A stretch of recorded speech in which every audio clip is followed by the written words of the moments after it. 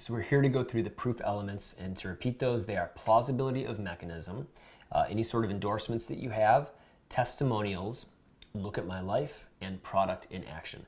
Now we're going to leave endorsements for a later section because they really play a dual purpose role in both proof and in authority. So we're going to leave those for a later section. So let's just jump into it and start with plausibility of mechanism. This is a pretty quick one. How much does your mechanism make sense? It's kind of a broad question, but how realistic is it that your mechanism will actually deliver on the results that you claim? So that's one of the first questions that you've got to ask yourself is, is this thing is it legitimate? Does it make sense? Is it relevant to the context of what I'm trying to sell here? Does it create that, aha, that's what I need to know, or that's what I need to have to solve this problem? Does it create that experience in the mind of your prospect? And then can you back that up with science, statistics, or testimonials? So to use a couple of examples, the obsession story is the mechanism from the girlfriend activation system. And to remind you about that one, the notion is that I read a whole bunch of literotica. I decoded what caused the women to fall in love with men in those books, and then I turned that into sort of a step-by-step system that would get any woman falling in love with any man. And that was plausible to men. It was very plausible to a lot of men, and continues to be, because we all know that literotica and romance novels are a hugely addictive thing for women. So we're able to take this pop culture reference and apply some science or pseudoscience to it, if you will, and put it out in the world as a plausible mechanism. And it certainly created that, aha, that's what I needed to know experience for our prospects. With Very, the mechanism was the auto-sharing technology. And when people get it, when we actually explain it properly, and it's taken a while to really get this out there and to explain it and to handle the objections, but when people do get it, they realize that, this is what I need to capture all of the photos at my wedding, and if I don't have this, I'm not going to do that. And of course it makes sense. Yeah, that's the easy way to go. Just the app will turn on, you'll hit a little switch, and then all your photos are shared. Super, super easy. Can we back that up with science or statistics? Well, for literotica, we can certainly say that it's the #1 selling ebook category on Amazon, that as much money is spent on that as men spend on porn. So, we can really start to bolster the plausibility of this mechanism by talking about how big literotica is as a book category. With Very, can we back it up with science or statistics? Certainly we can. We can pull up the statistics for how many wedding photos are shared when it's hashtags, when it's email, and when it's Very. And we have those numbers because we've done the research on it. So that gives us a pretty good place to work from. So that is plausibility of mechanism. Again, the question is how much does it make sense? How much does it create that aha experience? And can you back it up with science or statistics? So that is that first one. Moving on, another proof piece is your testimonials. So let's talk about the use of testimonials. Yes, you should absolutely, positively use real testimonials. That said, the world of direct marketing has a dirty little secret, and that is that many, many, many companies do not use real testimonials. Whether you choose to or not is up to you and your own ethics. In the early days, it can be helpful to come up with testimonials of your own. You may not have testimonials to start with. Again, I think you should always, whenever you can, use real testimonials. That's just kind of one of those ethical lines that we don't like to cross. However, there have been days in the start of this business when I may have bent the rules a little bit in the very, very early days, and kind of kick things off because I believed in the products. I knew that the products were good, and I know that many companies still do this as a broad practice. So just want to make sure that you understand that, and also understand there are consequences for faking testimonials, which is another reason that we don't do it. If you are a small fish, if you don't have a whole lot of stuff that you're selling, if you're not in highly regulated industries, then maybe you feel a little bit more comfortable doing it. If you're selling any sort of weight loss or supplements or make money or any of that stuff, you've got to be extremely careful with how you source your testimonials and what you say and what you offer to people. So we'll talk about how to get testimonials in a second. But the best testimonials, let's make this clear, the best testimonials support your promises. So we talked about how your proof pieces need to support your promises rather than the other way around. So if you were to look at the girlfriend video sales letter, for example, you would see that we intersperse testimonials with bullet points. So the bullet points are benefits and things that you'll learn inside the program. And we'll say, Jerry learned this, and when he put this particular thing to practice, here was his experience. We found that was a really interesting and compelling way to intersperse testimonials. On long form sales letters, sometimes we'll throw testimonials in throughout it, again, to support the point of whether it's this was really easy, or I couldn't believe how well this mechanism worked, or you guys have A+ customer support, things like that. So you definitely want to try to collect testimonials, and you should be using multiple testimonials to support the multiple promises and benefits that you are talking about on your page. So how do you get these testimonials? Well, you certainly want to seed the request. We seed the request everywhere. We seed it at the end of our sales letters. We'll say something to the extent of, just do me one favor. When you're lying next to the woman of your dreams, 6 weeks from now, just please do me a favor and wake up, and clean yourself up and go to your computer and just shoot me a note and tell me that it happened. Tell me how it happened if you want, but definitely tell me that you are now with an amazing woman, because there's nothing that makes my day better than when I get these testimonials. And honest to God, that's pretty much true. Maybe going surfing is better, but one of my favorite things in the world is receiving feedback from my customers. So we seed the request right then and there. And then the follow-up email, we also tell them, we say, hey, here's some testimonials other people have sent in when they've, through purchasing this product, or here's some of our other customers' experiences. I would love for you to write one of your own, whether it's in 2 days based on how amazing this course is so far, or whether it's in 6 weeks when you're finally, with this amazing girlfriend. Please tell me, please keep in touch, let me know, because I love these and I respond to them and I love reading them. So definitely, seeding the requests is a huge way to go, and just let people know that this is something that's both appropriate and expected.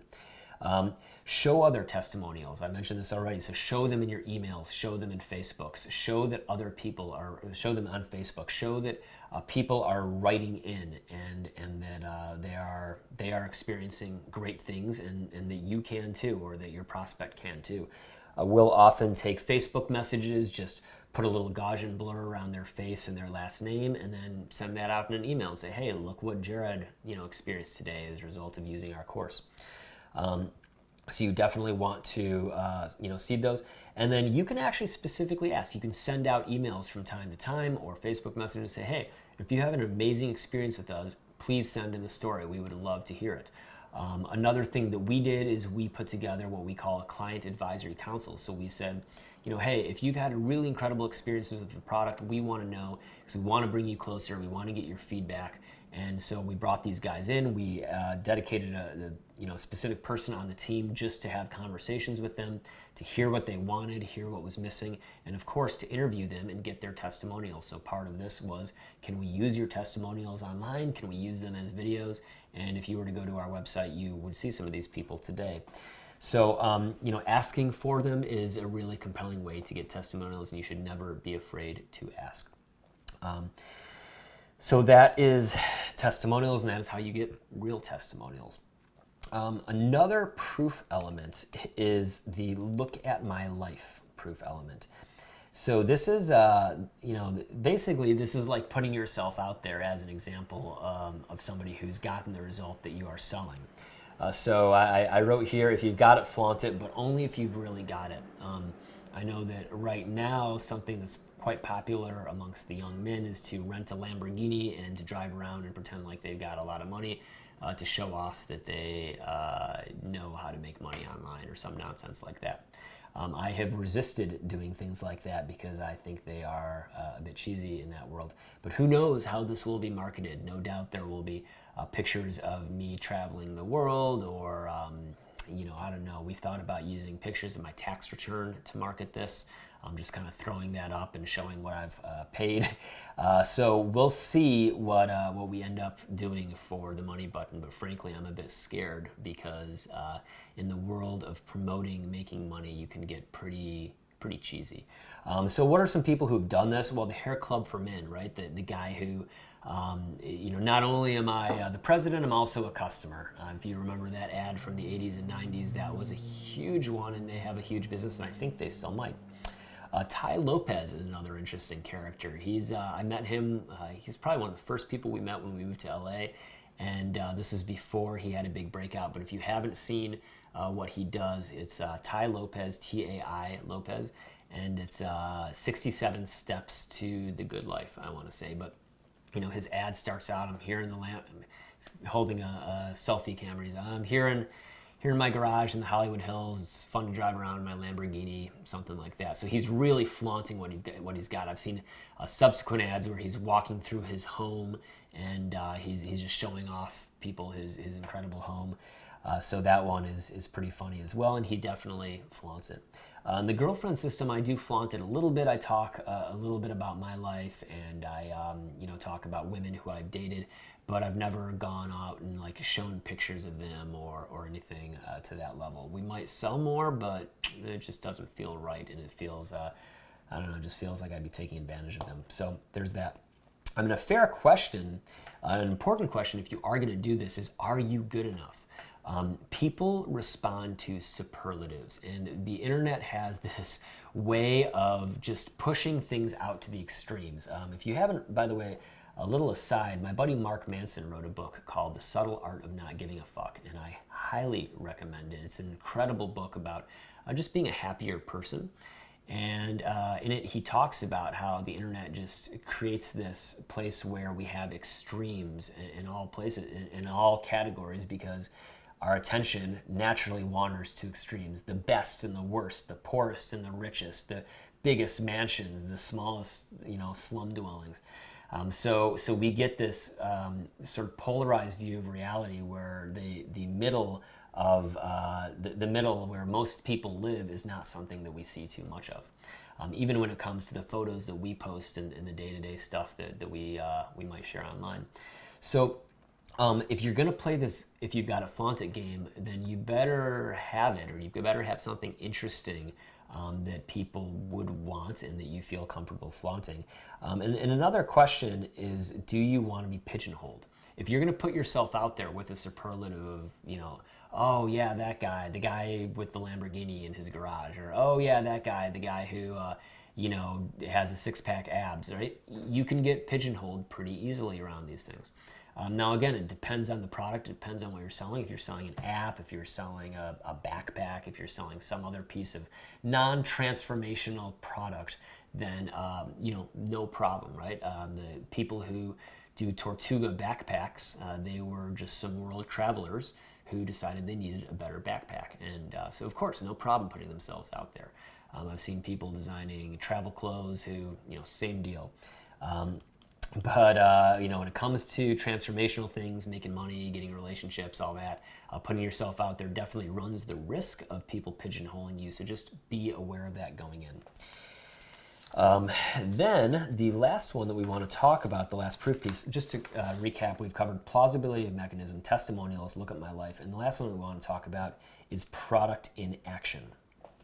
So you can demonstrate your product in action, and we've talked about this a little bit already. We talked about positive expectancy, that notion of, oh, I can see this working. But product in action can be extremely effective, but understand that it's not necessarily going to create that emotional feeling. So what you want to do with product in action, it's not so much product in action as it is feelings in advance. This is a term that I picked up from my buddy Ian. I've talked about him already. Is you want somebody to have the feelings they will feel of experiencing your product in advance. And if you can do that through a product demonstration, all the better. If you can do that through sharing a tip that they can use, all the better. And you can open the box, so to speak. You know, if you were to be selling a certain type of good, you could even show the unboxing experience. If you look on Shinola's website, they're a manufacturer of watches and leather goods. At this point in time, we'll see what else they make in the future. You know, they take you into their assembly factories, and you can actually see how things are being made and sort of develop this emotional connection with the brand themselves. So if you have an actual physical product, I think it's fantastic if you can really bring somebody into it, bring them through the experience of opening that up. Maybe you do a demonstration video, or you show somebody, I'm just going to go back to the backpacks. You know, you show somebody walking through the streets of Paris with one of these backpacks and just the beautiful things they're seeing and how free and lighthearted they are. I think that would probably increase conversions for those guys. So if you've got an info product, you can do screenshots, screencasts, demonstrations of it, even do little cutouts from the product.